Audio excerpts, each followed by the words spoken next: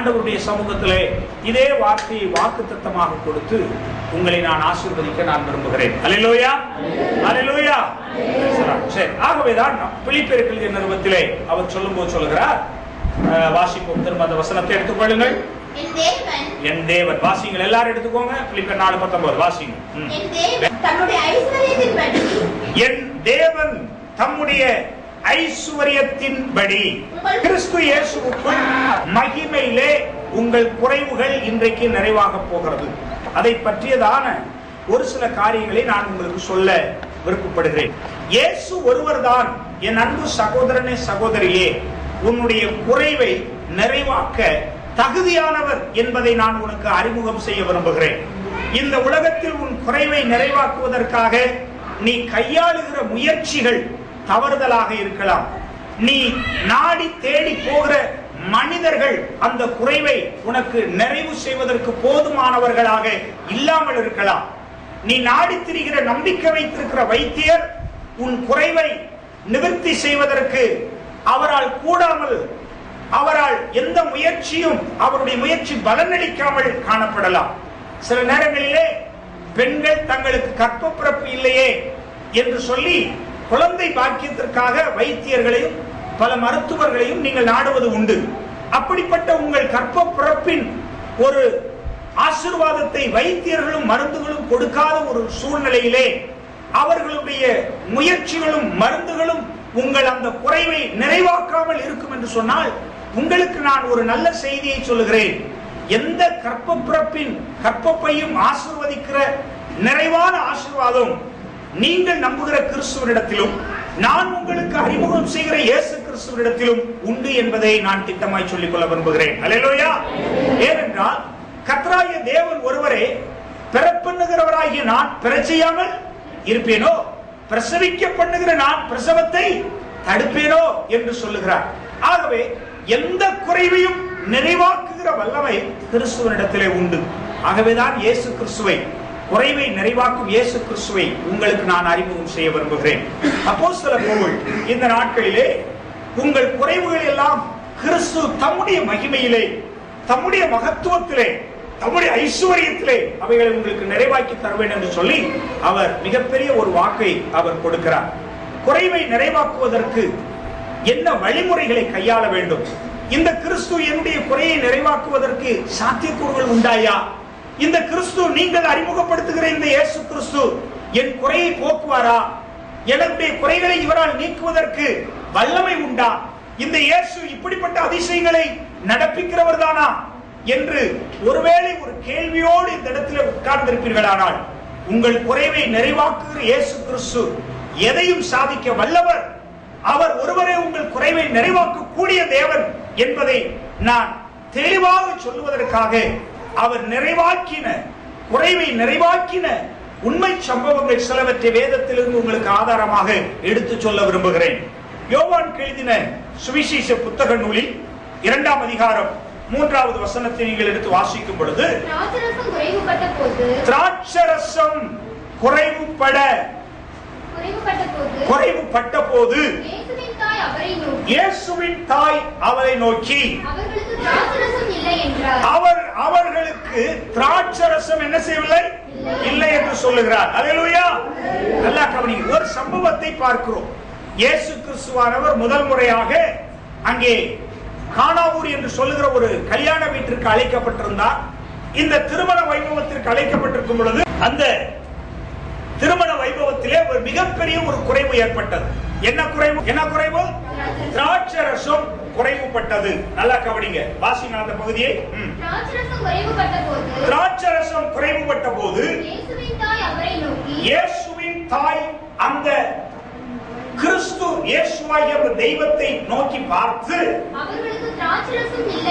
இயேசு கிறிஸ்துவே, இந்த திருமண வைபவத்திலே இவர்கள் பழுமாறிக் கொண்டிருக்கிறதான இந்த திராட்சரசம் இப்பொழுது குறைவுபட ஆரம்பித்து விட்டது. முற்றிலுமாக அது குறைந்து போய்விட்டது. இனி வருகிறவர்களுக்கும் இருக்கிறவர்களுக்கும் திராட்சரசத்தை எடுத்து கொடுத்து பழுமாறி அவர்களை மகிழ பண்ணுவதற்கு இந்த திருமண வைபவத்திலே மிகப்பெரிய ஒரு சந்தோஷத்தை, மகிழ்ச்சியை அவர்கள் கொண்டாடுவதற்கு போதுமான திராட்சரசம் இல்லை.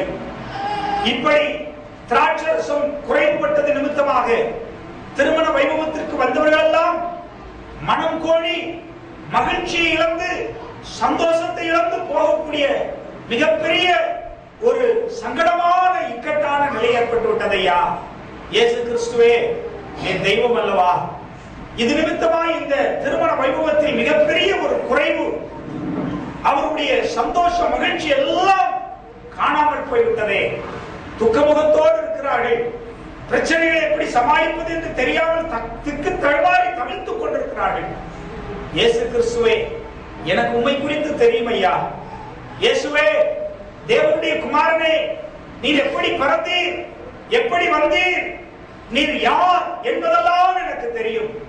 ஆகவே இந்த குறைவை நிறைவாக்குவதற்கு ஒரே ஒரு வல்லமை, இந்த குறைவை நிறைவாக்கி மகிழ பண்ணுவதற்கு உரிய மிகப்பெரிய வல்லமை வேறு யாரிடத்திலும் இந்த திருமண வீட்டிலே இல்லை. எங்கு போனாலும் அவர்கள் இவ்வளவு ஜனங்களுக்கு திராட்சரசத்தை உடனடியாக உண்டாக்க முடியாது. அவர்கள் எவ்வளவு பழங்களை கொண்டு வந்தாலும் சரி, எவ்வளவு தண்ணீரை கொண்டு வந்தாலும் சரி, எவ்வளவு பொருளாதாரத்தை செலவு பண்ணாலும் சரி, உடனடியாக இந்த குறையை இவர்களால் நிச்சயமாக நிறைவாக்க முடியாது. பணம் இருக்கிறது, பழம் இருக்கிறது, ஆட்கள் இருக்கிறார்கள். ஆனால் உடனடியாக இவர்கள் இந்த திராட்சரசத்தை உருவாக்குவதற்குள்ளாக அநேக குடும்பங்கள் போய்விடுவார்கள். அநேக திருமணத்துக்கு வந்தவர்கள் நேரமாகி விடுகிறது என்று போய்விடுவார்களே, அவர்களெல்லாம் மகிழ்ச்சியற்றவர்களாய் போய்விடுவார்களே, என்ன செய்வது என்று கலங்கி தவித்துக் கொண்டது. அந்த நேரத்தில் மரியாளுக்கு உண்மையான ஒரு தெய்வீக ரகசியம் தெரியும். மனிதனுடைய வாழ்க்கையில் அவன் மகிழும்படிக்கு, சந்தோஷப்படும்படிக்கு திராட்சரசங்களையும் ஆகாரத்தை உண்டாக்கின கர்த்தர் வேறு யாரும் அல்ல, நீர்தான் அல்லவா. சங்கீதம் 104 சங்கீதம் எடுத்து வாசிங்கள் சீக்கிரமாய். 15வது வசனத்திலே கிறிஸ்து ஒருவரை தவிர மனுஷனுடைய இருதயத்தை என்ன செய்யும்? மகிழ்ச்சியாக்கும் திராட்சரசத்தையும் அவனுக்கு முகக்களைகளை உண்டாக்கும் வெண்ணையும் மனுஷனுடைய இருதயத்தை ஆதரிக்கும் ஆகாரத்தையும் என்ன செய்தார்? விளைவிக்கிறவர். பாத்தீங்களா? இந்த தெய்வீக ரகசியத்தை அறிந்தவள் யார்? மரியாள். இந்த உண்மையை அறிந்தவள் யார்? மரியாள். தேவன் ஒருவரே மனிதனுடைய இருதயத்தை மகிழ பண்ணும் திராட்சரசத்தையும் அவன் இருதயத்தை சந்தோஷிப்பிக்கும் என்ன வெண்ணையும் எண்ணெயும் ஆகாரத்தையும் உண்டாக்குகிறவர் தேவனாகிய கர்த்தர் ஒருவர். ஆகவே என் வயிற்றிலே, என் கற்பத்திலே பரிசுத்த ஆவியானவரால் உண்டாக்கப்பட்டதான இந்த கிறிஸ்து ஒருவரை தவிர இந்த இடத்தில் திராட்சரசத்தை உண்டாக்கி மனிதனுடைய இருதயத்தை மகிழ பண்ணக்கூடிய அற்புதத்தை செய்கிறவர் வேறு ஒருவரும் இல்லை என்பதை மரியாள் அறிந்திருந்தார். அல்லேலூயா. ஆகவேதான் திராட்சரசம் குறைவுபட்ட போது உடனடியாக அவள் யாரிடத்திலும் போய் சொல்லவில்லை. யாரிடத்தில் போய் சொன்னார்? இயேசுவை பார்த்து சொன்னார். இயேசுவுக்கும் திருமண வீட்டுக்கும் என்ன சம்பந்தம்? இயேசுவுக்கும் திராட்சரசத்துக்கும் என்ன சம்பந்தம்? இயேசுவுக்கும் திராட்சரசம் குறைவுபட தொடங்கினதற்கும் என்ன சம்பந்தம்? சம்பந்தம் இல்லை. எல்லாரையும் போல இயேசுவும் திருமண வைபவத்திற்கு அழைக்கப்பட்டவர் தானே. எல்லாரையும் போல இயேசுவும் அந்த திருமண வைபவத்தில் வந்து திராட்சரசம் குடித்து மகிழக்கூடியவர் தானே. ஆனால் அந்த திருமண வீட்டிற்கு எல்லாரையும் போல அழைக்கப்பட்ட இந்த இயேசுவோ மற்றவர்களை காட்டிலும் ஒரு வித்தியாசமானவராயிருந்தார். மற்றவர்கள் எல்லாரும் அந்த வீட்டிற்கு வந்து திராட்சரசத்தை குடித்து மகிழ்ச்சி அடைகிறவர்களாய் வந்திருந்தார்கள். இயேசு கிறிஸ்துவோ திராட்சரசத்தை குடித்து மகிழ்கிறவராய் அல்ல, திராட்சரசத்தை கொடுத்து மகிழ்கிறவராய். இயேசு கிறிஸ்து யார்? திராட்சரசத்தை கொடுத்து மகிழ்கிறவராய் வந்திருந்தார். மற்றவர்கள் எல்லாம் திராட்சரசத்தை குடித்து மகிழ்ச்சி அடைகிறவர்கள். இயேசு ஒருவர் குடித்து மகிழ்கிறவர் அல்ல, கொடுத்து மகிழ்கிறவர். அதுதான் அற்புதம், அதுதான் ரகசியம். இந்த ரகசியம் திராட்சரசத்தை உண்டாக்குற அந்த கிறிஸ்துவை குறித்த ரகசியம் மரியாளுக்கு தான் தெரியும். யாருக்கு தெரியாது? அந்த வீட்டில் உள்ளவர்களுக்கு தெரியாது. அவளுக்கு எப்படி தெரியும்? சங்கீதத்திலே அவள் படித்திருக்கலாம் அல்லவா? சங்கீதத்தில் சொல்லி இருக்கிற ரகசியத்தின் தெய்வீக ரகசியம் அவளுக்கு அல்லவா தெரியும்.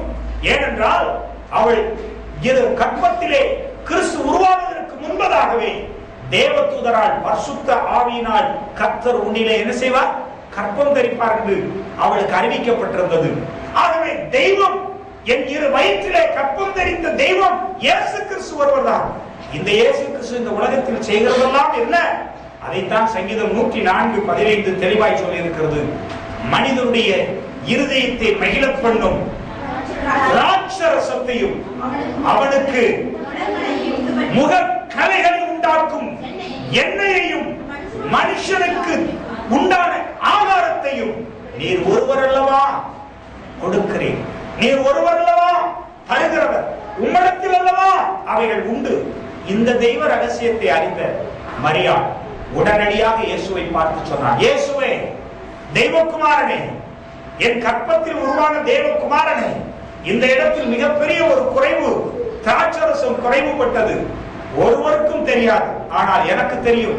நீர் ஒருவர் இந்த ரசத்தை நிறைவு செய், இந்த குறைவை நிறைவாக்க உம்மால் முடியும்.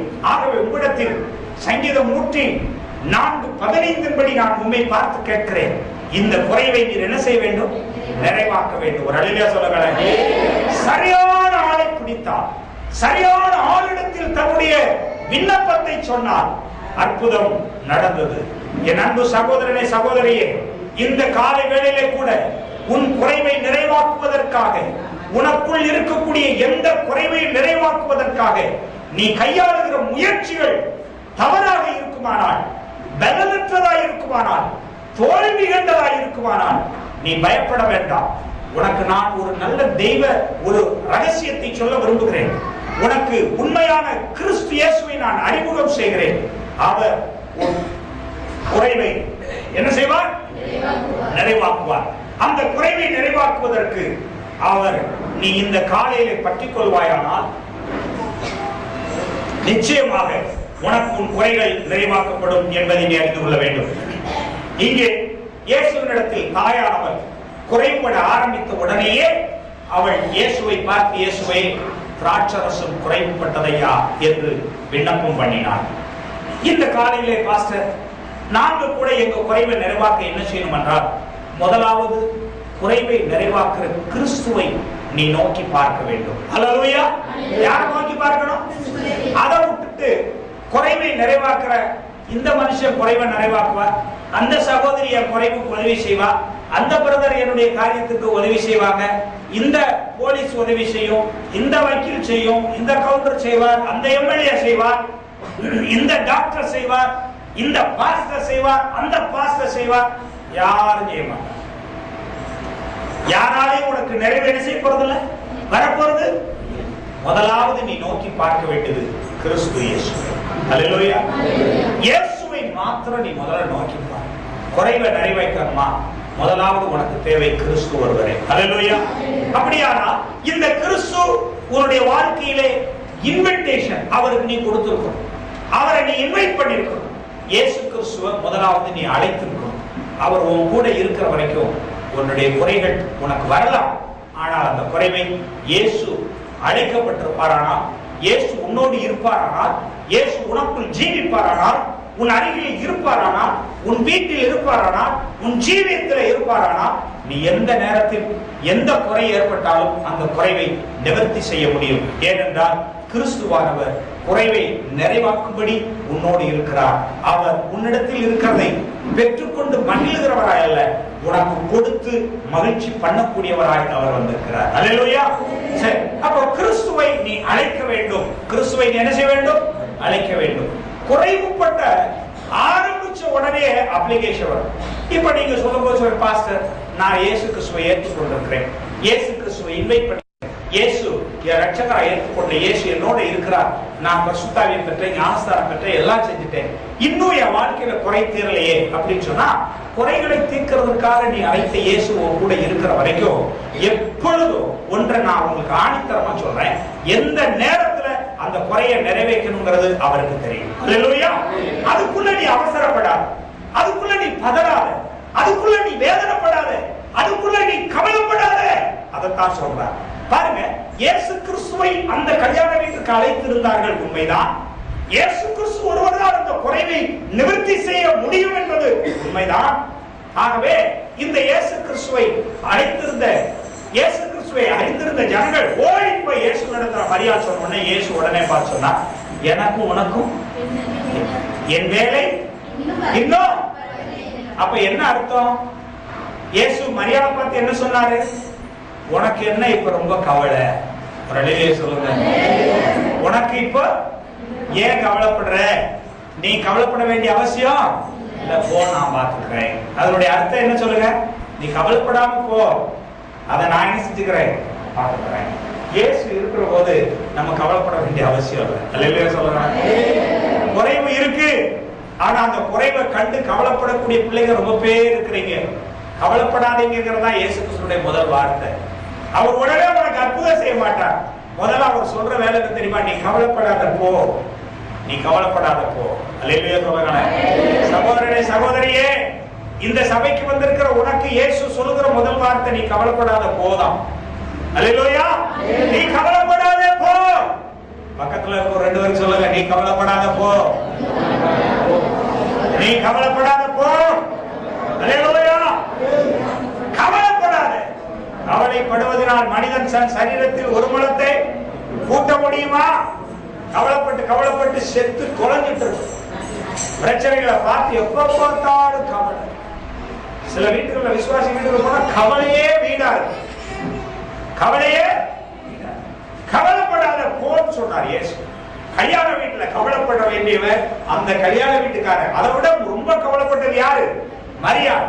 இவ யாரு? இயேசுவை பெத்தெடுத்தவர். இயேசுவை பெத்தெடுத்து வளர்த்தவர்களுக்கு தான் கவலை. இன்னைக்கு கிறிஸ்தவனுக்கு தான் ரொம்ப கவலை. யாருக்கு கவலை சொல்லுங்க? கிறிஸ்தவன். ரட்சிக்கப்பட்டவர்களுக்கு தான் ஏகப்பட்ட கவலை. ரட்சிக்கப்பட்டு வீட்டுல இருக்கிறவனுக்கு இல்லாத கவலை, ரட்சிக்கப்படாதவங்க கூட கவலைப்படுறது இல்லை.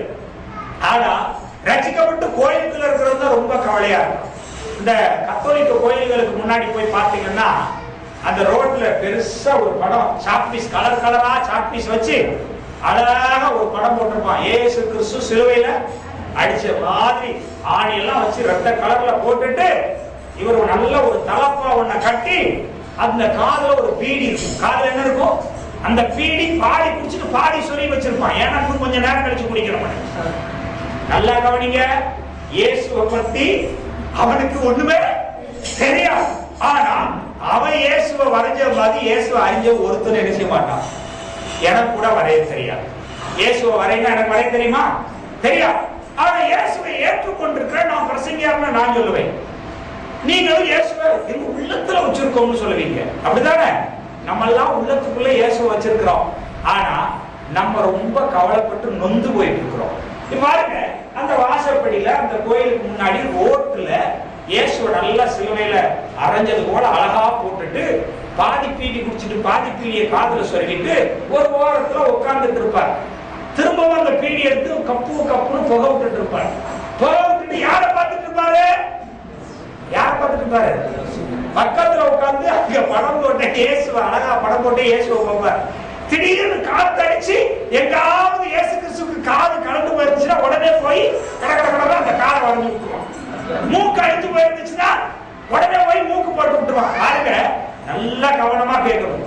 இயேசு கிறிஸ்துவ படம் போட்டவன் எவ்வளவு அக்கறையோட செய்யறோம் பாருங்க. இயேசுவுக்கு மூக்கு உடைஞ்சா உடனே போய் பழையபடி மூக்கா சரி பண்றான். இயேசுக்கு காது உடைஞ்சா உடனே காதை சரி பண்றான். கால் காணாம போச்சுன்னா உடனே காலை போடுறான். அப்போ அவனுக்கு இயேசுவை பத்தி உள்ளத்துக்குள்ள ஒண்ணு இல்லாட்டாலும் அவன் மூளையில செட் பண்ணி இருக்கான். என்னன்னு? கால் இப்படிதான் இருக்கும். கால இடத்துல போய் கைய வரைஞ்சிட்டான்னா தப்பா? சொல்லுங்க. அப்ப அவன் மூளை வேலை செய்யலன்னு அர்த்தம். ஆகவே கால் உடைஞ்சதுன்னா காலத்தான் கரெக்டா போடுறான். கண்ணு போச்சுன்னா அந்த இடத்துல காலை போய் வரைய முடியாது. கரெக்டா கண்ணுதான் வரையும். அப்போ அவன் மண்டை, அவன் மூளை, அவன் இருதயம் முழுவதும் இயேசு கிறிஸ்துடைய கண் இப்படிதான் இருக்கும், இயேசு கிறிஸ்துடைய காது இப்படிதான் இருக்கும், ஏட்டிட்ட நெஞ்சிலதான் இயேசுவை குத்துனாங்க அப்படின்னு சொல்லி எல்லாமே அவன் இருதயத்துல செட் ஆயிருக்கு. அல்லேலூயா. ஆனா இந்த படத்தை பார்த்துட்டு தாண்டிட்டு விசுன்னு போற பாத்தீங்கன்னா நீங்களும் நானும் எங்க போவோம்? நேர கோயிலுக்குள்ள போய் அங்க போய் நின்று முக்கால் போட்டு முழிங்கால் போட்டு என்ன அழுது ஜோம் பண்ணுவோம்?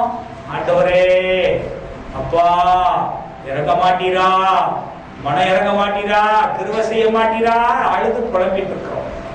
சரியா? நம்ம எல்லாம் கோயிலுக்குள்ள இருக்கிற ஆட்கள் கவலைப்பட்டு நொந்துட்டு இருக்கிறோம். ஆனா கோயிலுக்கு வெளியவே இருந்து படம் போட்டவன் கவலையே படல. அவன் என்ன செய்யல சொல்லுங்க? கவலையே படல.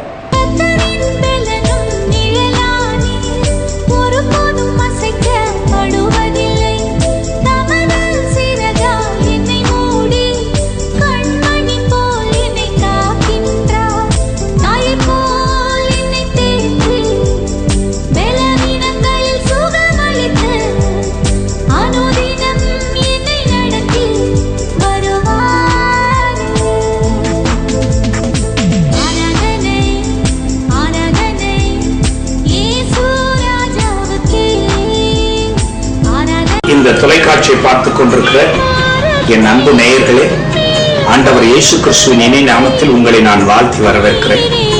விசேஷமாக கடன் பட்டு குடும்பம் சீரழிந்து கொண்டிருக்கிற எண்ணற்ற மக்களின் அழைப்புகளை நான் கேட்டு, என்னிடத்தில் ஜெப குறிப்புகளை கேட்டு நான் அதிர்ச்சி அடைந்தேன்.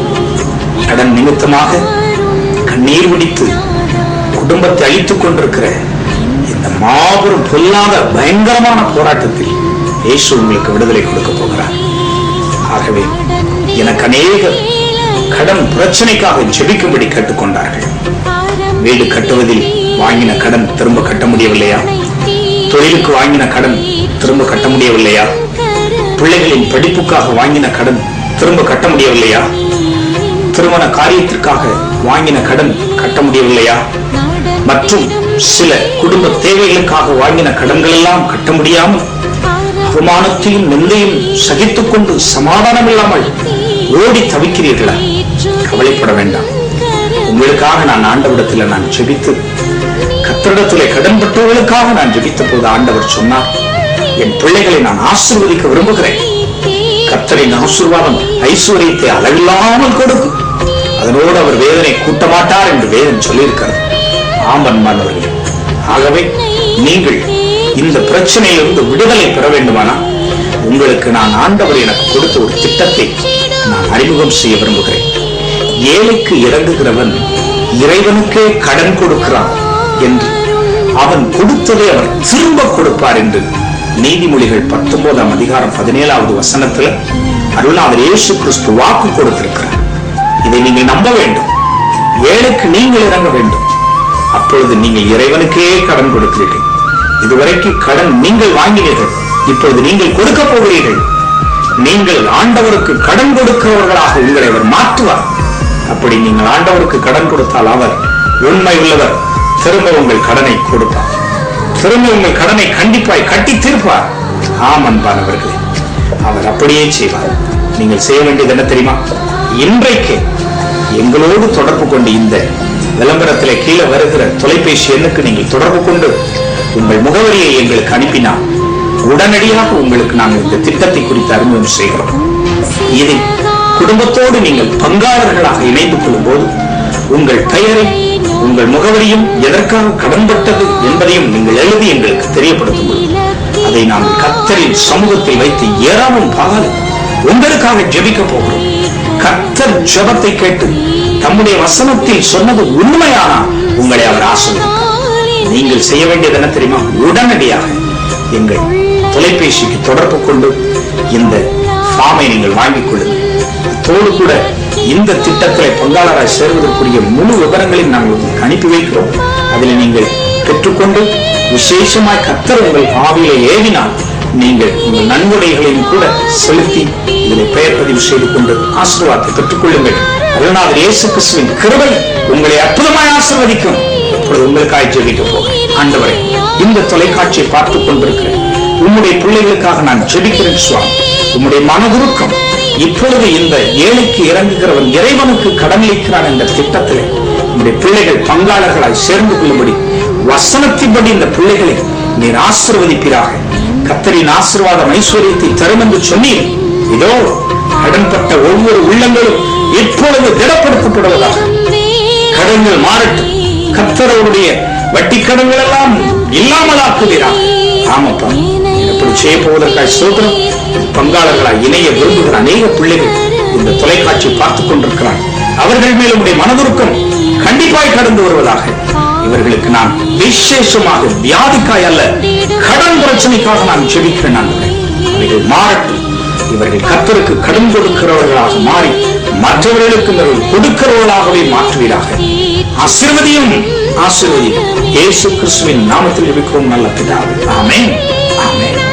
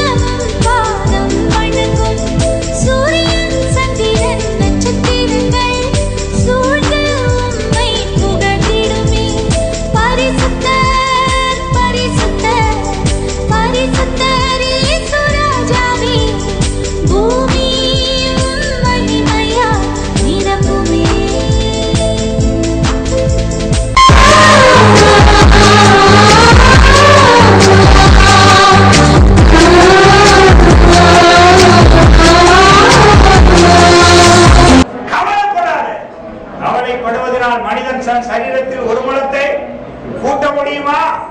கவலைப்பட்டு கவலைப்பட்டு செத்து குறைஞ்சிட்டு இருக்கு. பிரச்சனைகளை பார்த்து எப்ப பார்த்தாலும் கவலை. சில வீட்டுல விசுவாசி வீட்டுல போனா கவலையே வீடா இருக்கு. தன்னை விட்டு எடுபடாத நல்ல பொங்கை மரியாதை தெரிந்து கொண்டது போல எந்த இடத்துல ஈட்டிட்ட குத்துனாங்கிறது கூட அவனுக்கு தெரியல. அளவுக்கு யாருக்கு தெரியாது? உனக்கு தெரியாதுன்னு சொன்னான். உண்மையா இல்லையா? யோசித்து பாருங்க. அவனுக்கு ஈட்டிட்ட விழாவில்தான் குத்துனாங்கிறத அவன் நல்ல மனப்பாடம் பண்ணியிருக்கான். ஆனா நமக்கோ ஈட்டிட்ட குத்துனாருன்னு சொல்லி 1000 தடவை அறிஞ்சிருந்தோம் திரும்ப நம்மளே இயேசுவை ஈட்டிட்ட குத்துறாட்களா இருக்கிறோம். அவனோ ஈட்டிட்ட குத்துனதை முழுமையாய் நன்கு அறிந்தவனாய் இருக்கிறான். சகோதரனே, சகோதரியே, அவன் எதை குறித்தும் கவலைப்படுவதில்லை. கவலைப்படாதபடி அவன் இயேசுவின் மேல் வைத்திருந்த ஒரு நம்பிக்கை என்ன தெரியுமா? இந்த படத்தை நான் போட்டிருக்கிறேன், இன்றைக்கு இந்த படத்து நிமித்தமா இயேசு என் வயிற்றுக்கு சோறு போடுவாருன்னு அவன் வச்சிருந்த நம்பிக்கைக்கு முதல் பலனாக அந்த கோயிலுக்கு போயிட்டு வர்றவங்களெல்லாம் போடுற காணிக்க அவனுடைய வயிற்றுக்கு சோறு போடுறது உண்மையான அறியப்படாதவனும் ரட்சிக்கப்படாதவனும் இயேசுவை குறித்த முழுமையாய் தெரியாத ஒருவனுக்கு கூட இயேசு சோறு போடுறது உண்மையானால் முழுமையாய் இயேசுவை குறித்து அறிந்திருக்கிற உங்களுக்கு எனக்கும் அவர் அற்புதம் செய்ய எவ்வளவு வல்லவராய் இருக்கிறார், எவ்வளவு மகத்துவம் உள்ளவராய் இருக்கிறார். இந்த இயேசு கிறிஸ்துவின் மேல் நம்பிக்கையா இருக்கிற எத்தனையோ ஜனங்கள் கோயிலுக்குள்ள கவலையோட கம்பளத்தோட அழுதுகிட்டு இருக்கிறாங்க. ஆனா இயேசு கிறிஸ்துவ ரோட்ல போட்டிருக்கிறவனோ கவலைப்படாதவனாய் இவர் நிச்சயமா எனக்கு இன்னைக்கு கஞ்சி ஊத்துவார், இந்த இயேசு கிறிஸ்துடைய படம் இன்னைக்கு எனக்கு நிச்சயமா படியளக்கும் சொல்லி நம்பிக்கையோட இருக்கிற அவனுடைய நம்பிக்கை என்ன? ஆலயத்துக்குள் புலம்பிக் கொண்டிருக்கிற கவலைப்பட்டுக் கொண்டிருக்கிற கிறிஸ்துவனுடைய நம்பிக்கை என்ன? ஆகவேதான் இயேசு சொன்னார், கல்யாண வீட்டிற்கு வந்த அந்த தாயை பார்த்து சொன்னார், தாயே உனக்கு எனக்கு என்ன, உனக்கு எனக்கு என்ன, என் வேலை இன்னும் வரல, நீ என்ன செய்யாத, கவலைப்படாம போன்னு சொன்னார். ஒரு அழிலே சொல்லுங்க, கிறிஸ்தவ தேவ பிள்ளையே, இயேசு உன் வாழ்க்கையில் அழைக்கப்பட்டுட்டாவே நீயும் நானும் கவலைப்பட வேண்டிய அவசியம் இல்லை. உன் குறைவை அவர் நிறைவாக்கும். எந்த குறைவா இருந்தாலும் சரி, எந்த பலவீனமா இருந்தாலும் சரி, எந்த தேவையா இருந்தாலும் சரி, இயேசு உன் கூட இருந்தார்னா இன்றைக்கு இந்த ஆராதனையில நீ கவலைப்படாத. இந்த ஆராதனையில உன் கவலையை தூக்கி குப்பையில போடு. கவலைப்படாம சந்தோஷமா போ. நேரம் வரும், காலம் வரும், அவர் நிச்சயமா அற்புதங்களை செய்வார். எபேசியர்கள் நிருபம் 6ஆம் அதிகாரம் 18வது வசனம்.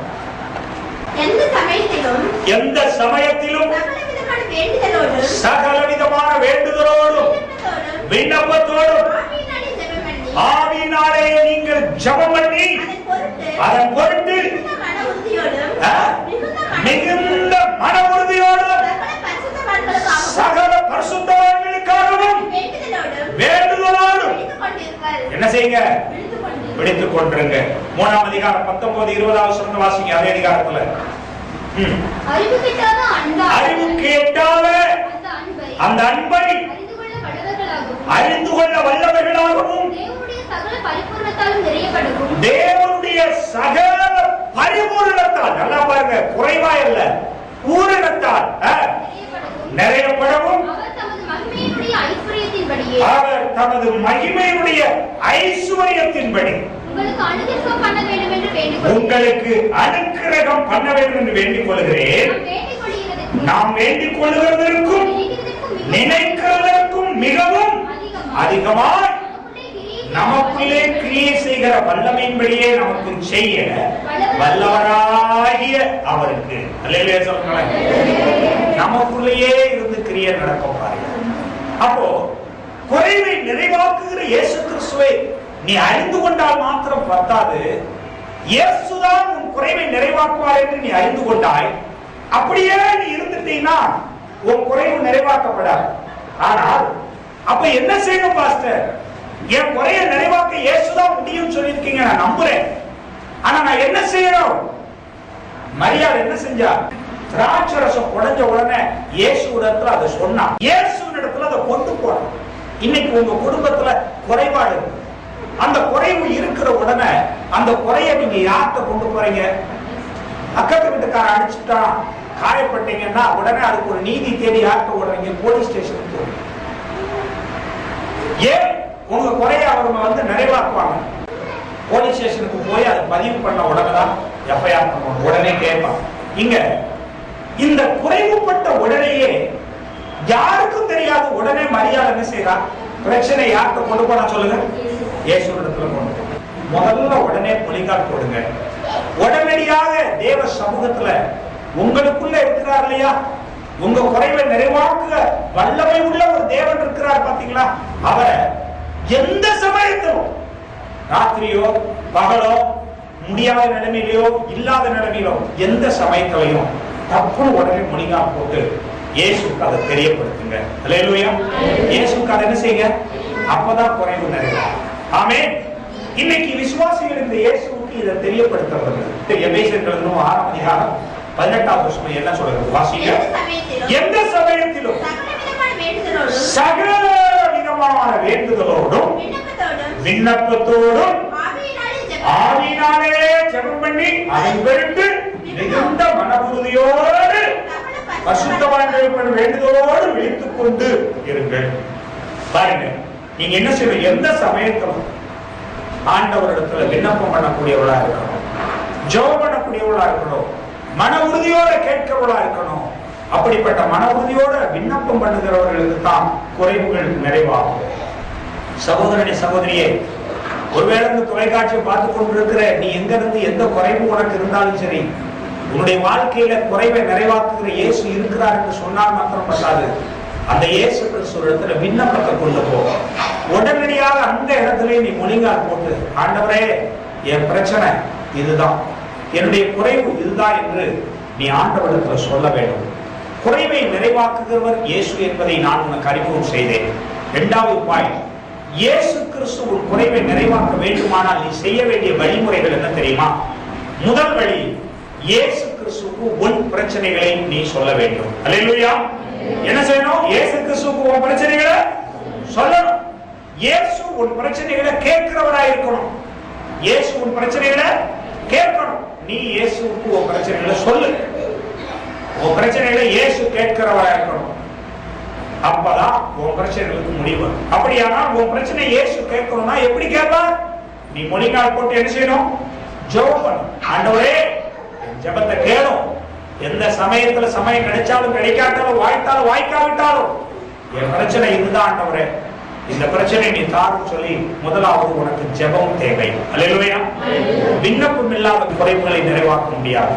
ஆகவே நீ வீட்டில் இருந்தாலும் சரி, சபையில இருந்தாலும் சரி, எங்க இருந்தாலும் சரி, உன் குறைவை நிறைவாக்க வேண்டுமானால் உடனடியாக நீ தேவ சமூகத்தில் ஜெபிக்க வேண்டும். ஏனென்றால் உன் குறைவின் அந்த செய்தியை நீ இயேசுவுக்கு கொண்டு போக வேண்டும். கானாவூர் கல்யாணத்துல குறைவுபட்ட உடனே அந்த செய்தியை உடனடியாக இயேசுவுக்கு அறிவிக்க வேண்டியது யாருடைய கடமை? மரியாளுடைய கடமை. அதை அவள் செய்தார். ஏன்? மரியாளுக்கு தான் இந்த குறைவை நிறைவாக்குவதற்கு இந்த இடத்தில் தகுதியான ஒருவர் உண்டு என்பதை அவள் அறிந்திருந்தார். அதே போல இயேசு ஒருவர் தான் உங்கள் குறைவை போக்குவார் என்பது நீங்கள் எல்லாரும் அறிக்கை செய்த ஒரு உண்மை. அப்படிப்பட்ட அந்த இயேசுவினிடத்திலே அவரை நீங்கள் உண்மையாய் அறிக்கை செய்தது உண்மையாய் இருக்குமானா அவரிடத்தில் முதலாவது உங்கள் குறைகளை நீங்கள் சொல்லுங்கள். அதை விட்டு முதல் குறையை சொல்றதுக்கு பாஸ்டர் தேடி ஓடி வராதீங்க. அந்த குறையை உடனடியா பக்கத்துல இருக்கிறவங்களுக்கு சொல்றதுனால ஒண்ணும் படிக்கப்படல. முதல்ல இயேசுவினிடத்துல நீங்க சொல்லுங்க. அல்லேலூயா. யார் சொல்லணும்? நீங்க தான் இயேசுவினிடத்துல சொல்லணும். எப்படி சொல்ல முடியும்? ஜெபத்தினால். அல்லேலூயா. நீங்க ஜெபம் பண்ணும் போதுதான் உங்க குறையை இயேசு கிறிஸ்து கேட்பார். நிச்சயம் அந்த குறைக்கு அவர் பதில் கொடுப்பார். மரியாள் இயேசுவினிடத்துல போய் சொன்னார். சொன்ன உடனே மரியாதை பார்த்து இயேசு சொன்னார், நீ சொல்லிட்டே இல்ல, கவலைப்படாம. அல்லேலூயா. எப்படி போ? ஒரு தடவை நீ இயேசுட்ட வாய் திறந்து உன் குறையெல்லாம் சொல்லிட்டீங்கன்னா நீ கவலைப்பட வேண்டாம். நீங்க என்ன செய்யணும்? உடனே கவலைப்படாம வந்துடணும். வந்துட்டு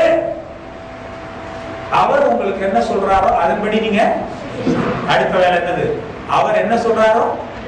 இப்ப ஏன் இவன் என்ன செய்யலன்னு அர்த்தம்? எதை குறித்தோ கவலைப்படல. கவலைப்படாதனாலதான் அவர் ஏதாவது சொன்னார்னா அதன்படி செஞ்சுட்டு போயிட்டே இருக்கப்பா. அல்லேலூயா. அப்படி ஒரு எண்ணம் நமக்கு வரும். கவலைப்படாதவர்களால் தான் இந்த மாதிரி வார்த்தையை சொல்ல முடியும். அவர் உங்களுக்கு என்ன சொல்றாரோ அதை நீங்க என்ன செய்யுங்க? செஞ்சுட்டே போங்கன்னு சொல்லுங்க. லாசருன்னு ஒரு மனுஷனை குறித்து உங்களுக்கு பார்ப்போம் இல்லையா? அங்கே யோவான் 11ஆம் அதிகாரம் 3வது வசனத்தை நீங்க வாசிக்கும் போது லாசர் சாகிறதுக்கு உடனேயே இவனை எழுப்புவாரோ எழுப்ப மாட்டாரோங்கிறதெல்லாம் பின்னாடி பிரச்சனை. ஆனால் இந்த செய்தியை உடனே யாருக்கு சொன்னாங்க? வாசிங்கம்மா. அப்பொழுது அவருடைய சகோதரிகள் ஆண்டவரே நீ சிநேகிக்கிறவன் வியாதியாய் இருக்கிறான் என்று சொல்ல அவரிடத்துக்கு ஆள் அனுப்பினார்கள். லாசரு சாக போறான உடனே இப்ப மிகப்பெரிய ஒரு இளவுல போது வீட்டுல யாருக்கு இன்ஃபார்ம் பண்ணாங்க? யாருக்கு சொன்னாங்க? இயேசுக்கு போய் சொன்னாங்க. இயேசுவே எப்படி சொன்னாங்க? அத நீங்க முதல்ல அண்டர்லைன் பண்ணணும். நீர் வெறுக்கிறவன் சொல்லல, நீ சிநேகிக்கிறவர். ஒரு அல்லேலூயா சொல்லுங்க. ரிலேஷன்ஷிப் இருக்கணும்யா, அதான் ரொம்ப முக்கியம். இயேசுவே நீர் சிநேகிக்கிறவர். எவ்வளவு அருமையான ஒரு ஜெபம் பாத்தீங்களா? உங்களுடைய என்னுடைய ஜெபம். ஆண்டவரே உம்முடைய பிள்ளையப்பா நான். ஆண்டவரே என் பிள்ளை அல்ல, உம்முடைய பிள்ளை. எப்படி சொல்லணும்? உம்முடைய சிநேகிதர், உம்முடைய பிள்ளை. இன்னைக்கு வீட்டுல பிள்ளைகளுக்கு நமக்கு சோகம் இல்ல, புருஷனுக்கு பிரச்சனை, குடும்பத்துல ஏதாவது பிரச்சனை. ஆண்டவரே என் பிள்ளைக்கு சோகம் இல்ல, என் புருஷனுக்கு பிரச்சனை. மாத்துங்க ஜெபத்தையே. ஒரு அல்லேலூயா சொல்லுங்க.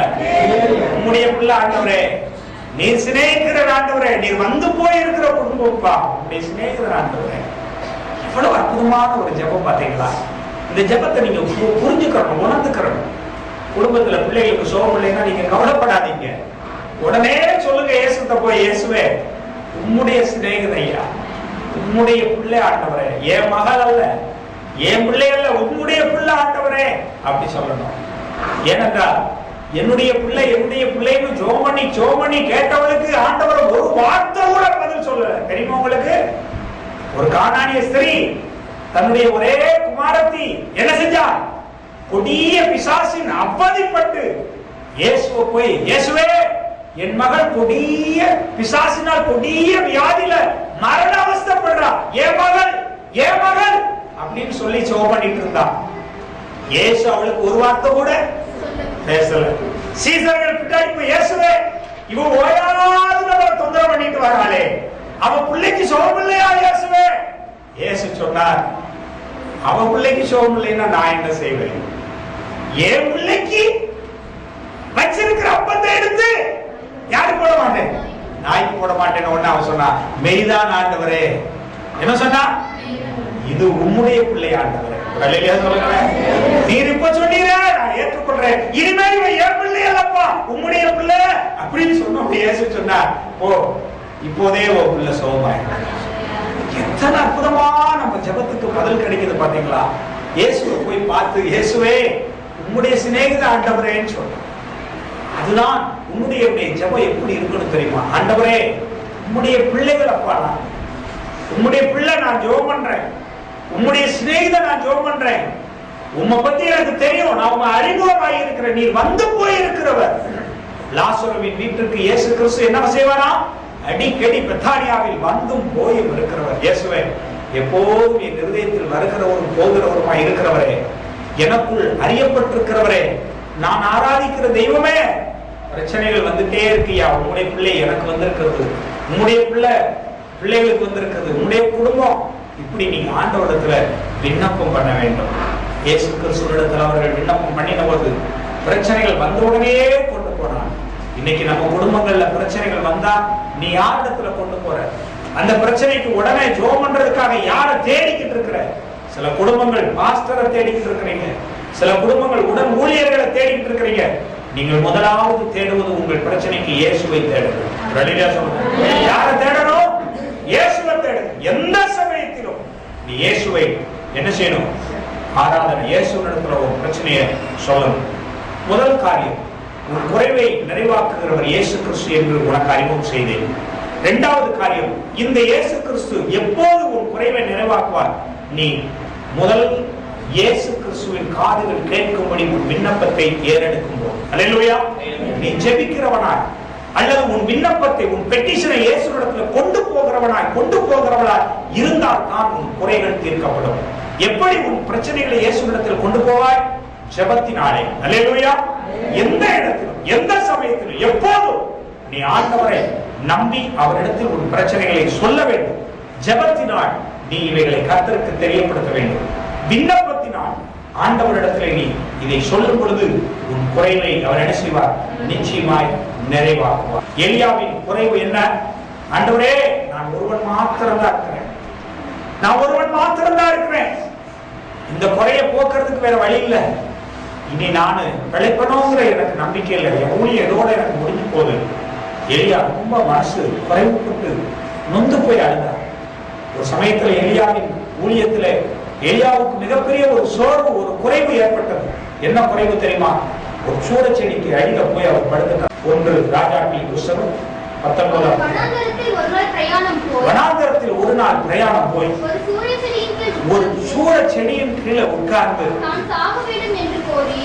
சாக வேண்டும் என்று கோரி, போதும் கர்த்தாவே, என் ஆத்துமாவை என்ன செய்யும்? எடுத்துக்கொள்ள. நான் பிதாக்களை பார்க்கிலும் நல்லவன் அல்லப்பா. ஒரு சூரச்செடியில படுத்துக்கிட்டு அழுகிறாயா? கொஞ்சம் கவனமா கேளுங்க சகோதரனை சகோதரியே. வானத்தில் இருந்த அக்னியை இறக்கினவன் எலியா. அல்லேலூயா. மழை பெய்யும் என்று சொல்லி முடிக்கிறதுக்குள்ள மழை வந்தது. அற்புதங்களை அடையாளங்களை நடப்பித்த ஒரு எலியா தீர்க்கதரிசி ஒரு நாள் ஒரு சூரச்செடிக்கு அடியில் அவர் உட்கார்ந்து அழுகிறான். ஆண்டவரே, நான் ஒருவன் மாத்திரம் இருக்கிறேன், ஒருவன் மாத்திரம் இருக்கிறேன், ஆத்மா வியாகுலம், இனி எனக்கு எதுக்கு வாழ்க்கை? எடுத்துக்கொள்ளாங்க. எல்லாம் கைவிட்டுட்டாங்க, நான் ஒருத்த மாத்திரம் இருக்கிறேன், எனக்கு பலம் இல்லை. எத்தனை தாய்மார்கள் அழுகிறது தெரியுமா? வயதான தாய்மார்கள் சொல்லும்போது சொல்லுவாங்க, என் பிள்ளைகள் எல்லாம் எனக்கு கைவிட்ட தெரியும், எனக்கு இனிமே பிள்ளை இல்லை, நான் ஒருத்த மாத்திரம் என்ன செய்ய போறேன்? மனைவி கைவிடப்பட்ட கணவன் அழுகிறது, கணவன் கைவிடப்பட்ட மனைவி, பெற்றோர்கள் கைவிடப்பட்ட பிள்ளைகள். எலியாவுக்கு ஒரு துக்கம் வந்தது, அழுதான். வானத்திலிருந்து அக்கினி வரும் என்று சொன்ன உடனே அக்கினி வந்து பட்சித்தது. அற்புதங்கள் அடையாளங்களை நடப்பித்தான், வளர்ந்த பாக்கியத்தை உண்டாக்கி கொடுத்தான். அப்படிப்பட்ட ஒரு எலியா தீர்க்கதரிசி ஒரு நாள் சூரச்செடிக்கு அடியில போய் படுத்துக்கிட்டு, ஆண்டவரே, என் ஆத்துமாவை எடுத்துக்கொள்ள, நான் ஒரு மாத்திரம் இருக்கிறேன், எனக்கு துணைக்கு ஆள் இல்லை, உதவி செய்ய ஆள் இல்லை, ஹெல்ப் பண்ண யாருமே இல்லை என்று கதறி அழுத போது அவன் குறைவை கர்த்தர் கண்டார். எலியாவே, உனக்கு இங்க என்ன வேலை? எலியாவே, உனக்கு இங்க எழுந்து சாப்பிடுறதுக்கு அப்பவும் தண்ணீர் இருந்துச்சு, அதை சாப்பிட்டு 40 நாள் கர்த்தருடைய சமூகம் வரைக்கும் வேலையிலே சொல்லுகிறேன். ஒரு கண்ணீர் விட்டு அழுதான். ஆண்டவரே, குறைவை நிறைவாக்க யாரையா முடியும்? நொந்து போய் அவன் அழுத உடனே கர்த்தரை இறங்கினார். கர்த்தர் மனம் இறங்கினார். அற்புதத்தை வானத்திலிருந்து உண்டாக்கின அக்கினியை இறக்கின எலியாவே, நீ ஏன் அழுகிறாய்? நீயா அழுவது? நீயா என்ன குறை உனக்கு கேட்டார். ஆண்டவரே, நான் ஒருத்தன் மாத்திரமே நீ அழுகிறேன், அடுத்து என்னுடைய ஊழியத்தை சுமந்துட்டு போறதுக்கு ஆள் இல்லை, என்னுடைய ஊழியத்தை நிறைவேற்றுவதற்கு ஆள் இல்லை, என்னுடைய காரியங்களை சுமப்பதற்கு வழி இல்லை, என் குடும்பத்தை சுமக்க வழி இல்லை, எனக்கு பலம் இல்லை ஆண்டவரே, நான் என்ன செய்வேன் கதறின போது கர்த்தர் அவனுடைய ஜெபத்தை கேட்டார். அல்லேலூயா. விண்ணப்பம் ரொம்ப முக்கியமானது. ஆண்டவரிடத்திலே நீ உடனடியா ஜெபிக்கும் பொழுது கர்த்தர் ஜெபத்தை கேட்பார்.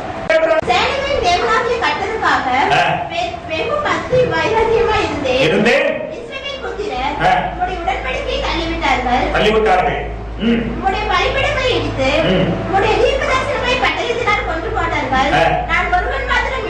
நான் ஒருவன் மாத்திரம் மீதியா இருக்கிறேன், என்னையும் வாங்க தேடுறாங்கன்னு சொல்லி அழுத போது கர்த்தர் அவன் ஜெபத்தை கேட்டார். அவன் விண்ணப்பம் கேட்கப்பட்டது. ஒரு அற்புதம் செய்தார். உடனே அவனுக்கு ஒரு தொகையை கொடுத்தார். 20 வசனம் சொல்லுது, அப்பொழுது அவன் மாடுகளை விட்டு எலியாவின் பிறகு என்ன செய்தான்? ஓடி, நான் என் தகப்பனை என் தாயை முத்தம் செய்ய உத்தரவு கொடும். அவன் போய் திரும்பி வா, நான் உனக்கு செய்ததை நினைத்துக்கொள் என்று சொன்னார். கர்த்தர் அவளுக்கு எலியாவுக்கு பின் சென்று அவளுக்கு ஊழியம் செய்யும்படி ஒரு எலிசாவை ஆயத்தப்படுத்தினார். சகோதரனே சகோதரியே, கர்த்தரிடத்தில் நீ ஜெபிக்கிற எந்த ஜெபத்திற்கும் அவர் பதில் கொடுத்து ஒரு குறைவை நிறைவாக்குவார். ஏன் அப்போஸ்தலர் பவுல் அங்கே குறைவை நிறைவாக்குகிற கிறிஸ்து இயேசு என்று சொல்லி பிலிப்பியர்களுக்கு கிறிஸ்துவை அறிமுகம் செய்தார் என்று சொன்னால், இத்தனை அற்புதங்களை இந்த இயேசுவால் செய்ய முடியும் என்பதற்கு பல திருஷ்டாந்தங்கள் வேதத்திலே கொடுக்கப்பட்டிருக்கிறது. நம்முடைய குறைவுகள் எல்லாம் நாம் நிறைவாக்குவதற்கு இயேசு ஒருவர்தான் வழி. அவர் எப்படி நம் குறைவை நிறைவாக்குவார் என்று சொன்னார், நீங்கள் நானும் இயேசு கிறிஸ்துவினிடத்திலே விண்ணப்பம் செய்வதனால், ஜெபம் செய்வதனால் தான் குறைவுகளை அவர் நிறைவாக்க முடியும் என்பதை நாம் தெரிந்து கொள்ள வேண்டும். பாயிண்ட் 1, முதலாவது உங்கள் விண்ணப்பத்தை இயேசுவுக்கு சொல்லுங்கள். இரண்டாவது, இயேசு சொல்லுகிறதை நீங்கள் கேளுங்கள். ஒன்று, உங்கள் ஜெபத்தை கர்த்தர் கேட்கட்டும். இரண்டாவது, அவர் சொல்வதை நீங்களும் நானும் கேட்க வேண்டும்.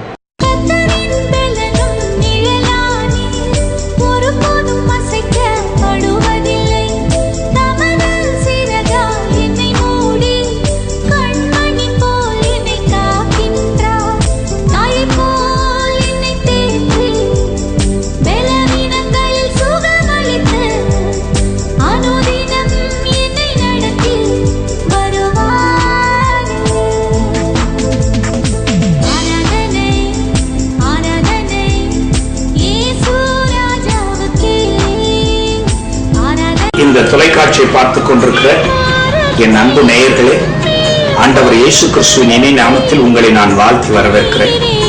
விசேஷமாக கடன் பட்டு குடும்பம் சீரழிந்து கொண்டிருக்கிற எண்ணற்ற மக்களின் அழைப்புகளை நான் கேட்டு, என்னிடத்தில் ஜெப குறிப்புகளை கேட்டு நான் அதிர்ச்சி அடைந்தேன். கடன் நிமித்தமாக கண்ணீர் விடித்து குடும்பத்தை அழித்துக் கொண்டிருக்கிற இந்த மாபெரும் பொல்லாத பயங்கரமான போராட்டத்தில் இயேசு உங்களுக்கு விடுதலை கொடுக்க போகிறார். ஆகவே எனக்கு அநேகர் கடன் பிரச்சனைக்காக ஜெபிக்கும்படி கேட்டுக்கொண்டார்கள். வீடு கட்டுவதில் வாங்கின கடன் திரும்ப கட்ட முடியவில்லையா? தொழிலுக்கு வாங்கின கடன் திரும்ப கட்ட முடியவில்லையா? பிள்ளைகளின் படிப்புக்காக வாங்கின கடன் திரும்ப கட்ட முடியவில்லையா? திருமண காரியத்திற்காக வாங்கின கடன் கட்ட முடியவில்லையா? மற்றும் சில குடும்ப தேவைகளுக்காக வாங்கின கடன்கள் எல்லாம் கட்ட முடியாமல் அவமானத்தையும் நிந்தையும் சகித்துக் கொண்டு சமாதானம் இல்லாமல் ஓடி தவிக்கிறீர்களா? கவலைப்பட வேண்டாம். உங்களுக்காக நான் ஆண்டவரிடத்தில் நான் ஜெபித்து, கர்த்தரிடத்திலே கடன் பட்டவர்களுக்காக நான் ஜெபித்த போது ஆண்டவர் சொன்னார், என் பிள்ளைகளை நான் ஆசீர்வதிக்க விரும்புகிறேன். கர்த்தரின் ஆசீர்வாதம் ஐஸ்வர்யத்தை அளவில்லாமல் கொடுக்கும், அதனோடு அவர் வேதனை கூட்ட மாட்டார் என்று வேதம் சொல்லியிருக்கிறது. ஆமன்பானவர்களே, ஆகவே நீங்கள் இந்த பிரச்சனையிலிருந்து விடுதலை பெற வேண்டுமானால் உங்களுக்கு நான் ஆண்டவர் எனக்கு கொடுத்த ஒரு திட்டத்தை நான் அறிமுகம் செய்ய விரும்புகிறேன். ஏழைக்கு இறங்குகிறவன் இறைவனுக்கே கடன் கொடுக்கிறான் என்று, அவன் கொடுத்ததை அவர் திரும்ப கொடுப்பார் என்று நீதிமொழிகள் 19ஆம் அதிகாரம் 17வது வசனத்தில் அருள்நாதர் இயேசு கிறிஸ்து வாக்கு கொடுத்திருக்கிறார். இதை நீங்கள் நம்ப வேண்டும். ஏழைக்கு நீங்கள் இறங்க வேண்டும். அப்பொழுது நீங்கள் இறைவனுக்கே கடன் கொடுக்கிறீர்கள். இதுவரைக்கும் கடன் நீங்கள் வாங்கினீர்கள், இப்பொழுது நீங்கள் கொடுக்க போகிறீர்கள். நீங்கள் ஆண்டவருக்கு கடன் கொடுக்கிறவர்களாக உங்களை அவர் மாற்றுவார். அப்படி நீங்கள் ஆண்டவருக்கு கடன் கொடுத்தால் அவர் உண்மை உள்ளவர், திரும்ப உங்கள் கடனை கொடுப்பார். திரும்ப உங்கள் கடனை கண்டிப்பாய் கட்டி தீர்ப்பார். ஆமன்பானவர்களே, அவர் அப்படியே செய்வார். நீங்கள் செய்ய வேண்டியது என்ன தெரியுமா?